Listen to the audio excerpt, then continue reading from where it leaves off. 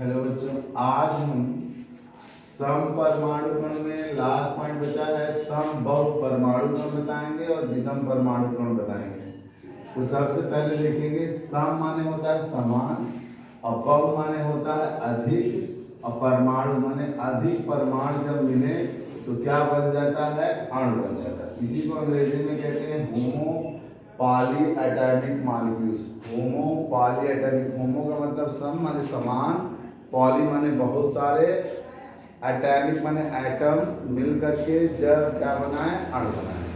तो इसमें मैंने लिखा है जब समान प्रकार के परमाणु अधिक हों, मतलब एक दो से अधिक हों, तो उसे सम बहु परमाणु कण कहते हैं। जैसे P4 ऐसे ये लिखा है P4 का देखिए बच्चा, मतलब इसमें फास्फोरस के 4 एटम हैं, 4 परमाणु हैं। अगर एक फास्फोरस का हम परमाणु क्रमांक देखें तो 15 होता है और 15 परमाणु क्रमांक वाले का हम इलेक्ट्रॉनिक विन्यास करते हैं।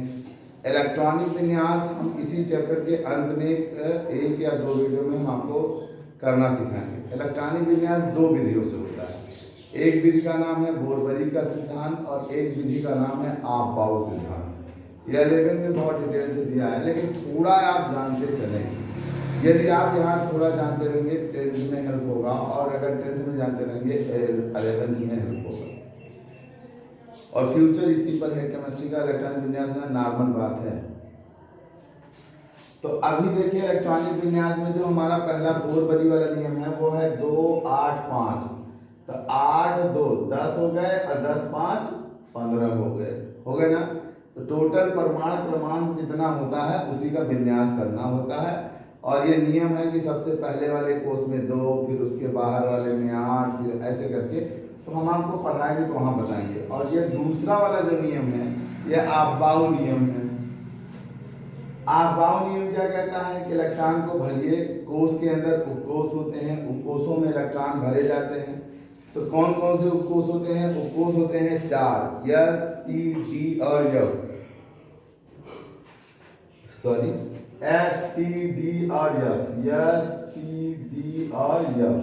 S की अधिकतम क्षमता 2 इलेक्ट्रॉन रखने की होती है, P की 6 होती है, D की 10 होती है और F की 14 होती है। इससे ज्यादा ये इलेक्ट्रॉन नहीं रख सकते, लेकिन इससे कम रख सकते हैं। तो हमने विन्यास किया 1s2 2s2 2p6 3s2 3p3 3p3, मतलब इस p में 3 इलेक्ट्रॉन आए, 6 नहीं, तब 15 पूरा हो गया। 2 2 4 6 4 10 2 12 3 15, 15 पूरे हो गए।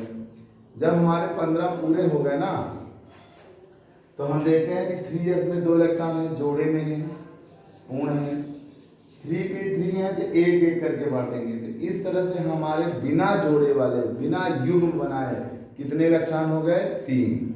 अगर एक फास्फोरस में 3 बिना युग्म बनाए इलेक्ट्रॉन हो गए तो अगले सभी फास्फोरस में ऐसे ही होगा।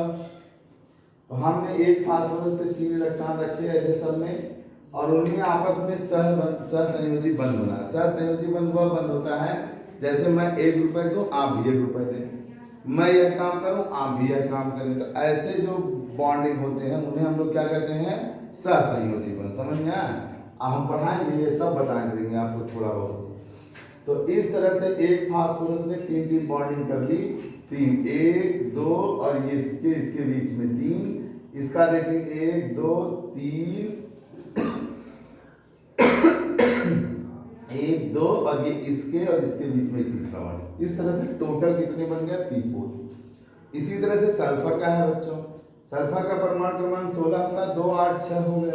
इसके बाद उसमें 6 है। अगर हम आप-बाऊ नियम करें तो 1s2 2s2 2p6 3s2 3p4 आता है। तो इसमें यस तो पूरा भर जाता है, P में जहां इसमें 3 अयुग्मित है, यहाँ आप 2 अयुग्मित है। अब ये 2 अयुग्मित ही बॉन्डिंग करेंगे। तो एक सल्फर के पास 2 अयुग्मित इलेक्ट्रॉन है, एक इलेक्ट्रॉन इस सल्फर का और एक इलेक्ट्रॉन इस सल्फर का, ये आपस में साझा कर लेंगे। अब ये जो बॉक्स जैसा बना है ना, जिसे हम लोग ऐसे दिखाते हैं, ये बॉक्स, इसमें उपस्थित जितने इलेक्ट्रॉन होंगे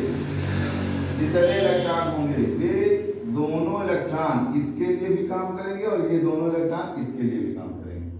इसी तरह से ये दोनों इलेक्ट्रॉन इसके लिए भी काम करेंगे और ये दोनों इलेक्ट्रॉन इसके लिए भी काम करेंगे। समझ में आया? तो इस तरह से एक एक इलेक्ट्रॉन के साझा से कौन सा बॉन्ड बनता है? सिंगल। अगर दो दो इलेक्ट्रॉन का साझा हो जाए तो कितने बॉन्ड बनेंगे? डबल। और तीन तीन इलेक्ट्रॉन का साझा हो जाए तो कितने बॉन्ड बनेंगे? Triple bond. समझ में आ रहा है? तो यहाँ सिंगल बॉन्ड बनता चला गया और इस तरह से एस्केप था। अब आता है विषम परमाणु कण। विषम परमाणु कण को अंग्रेजी में हेटेरोएटॉमिक मॉलिक्यूल्स कहते हैं। मतलब इसमें कम से कम दो भिन्न प्रकार के परमाणु जरूर होने चाहिए। दो भिन्न प्रकार के परमाणु होने चाहिए। समझ में आ रहा है? तो दो भिन्न में जैसे H और Cl, एक H हो गया और एक Cl हो गया। पानी में देखिए हाइड्रोजन दो तो समान हो जाएंगे ना, दो हाइड्रोजन समान हो गए तो उसको एक मान लीजिए। जैसे दो लड़की और एक लड़का, तो भिन्न कितने प्रकार के हैं? कितने प्रकार के लोग भिन्न हैं? दो, क्योंकि लड़कियां दोनों के गुण एक ही जैसा होगा ना। बोलो, लड़कियों में त्वचा मुलायम, आवाज पतली, तो दोनों लड़कियों को वही होगा कि एक लड़की का दूसरा नेचर होगा? समझ में आ रहा ना? एक लड़का एक हो गया ना। ठीक, यहाँ पे हाइड्रोजन दो और ऑक्सीजन एक, दो भिन्न प्रकार के हुए ना, भिन्न प्रकार में दो आए। इसी तरह से अमोनिया में नाइट्रोजन और हाइड्रोजन, हाइड्रोजन के तीन परमाणु हैं लेकिन भिन्न प्रकार के कितने हैं? तो भिन्न प्रकार में दो, एक नाइट्रोजन और एक हाइड्रोजन। इसी तरह PCl5 में SO2 में और CO2 में। मैंने पहला एग्जांपल HCl में लिया है। हाइड्रोजन का विन्यास किया 1s1, क्लोरीन का किया है 287, 1s2 2s2 2p6 3s2 3p5। ठीक, तो इनका भी वैसे देखेंगे तो जोड़ा एक लोगों का नहीं बना रहता है। फास्फोरस का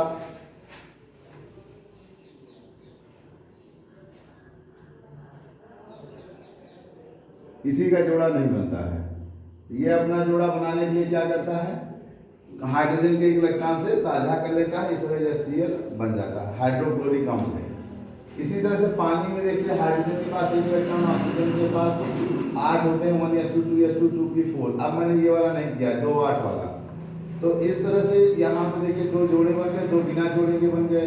तो ऑक्सीजन के जो दो एक ये बिना जोड़े के, तो एक पे एक हाइड्रोजन लग जाएगा, एक पे एक हाइड्रोजन, दो हाइड्रोजन है ना, दोनों लग जाएंगे। और इस तरह से यहाँ पे क्या बनेगा? H2O। ओके, बंद तो कर लीजिए। फिर उसके बाद देखिए ऑक्सीजन का और हाइड्रोजन से ये बॉन्डिंग बना HOH और इस तरह से H2O बन गया। इसी तरह से अमोनिया में आइए। अमोनिया में कौन है? नाइट्रोजन है, हाइड्रोजन है। हाइड्रोजन के पास एक ही इलेक्ट्रॉन होगा, जबकि नाइट्रोजन का परमाणु क्रमांक 7, 1s2 2s2 2p3।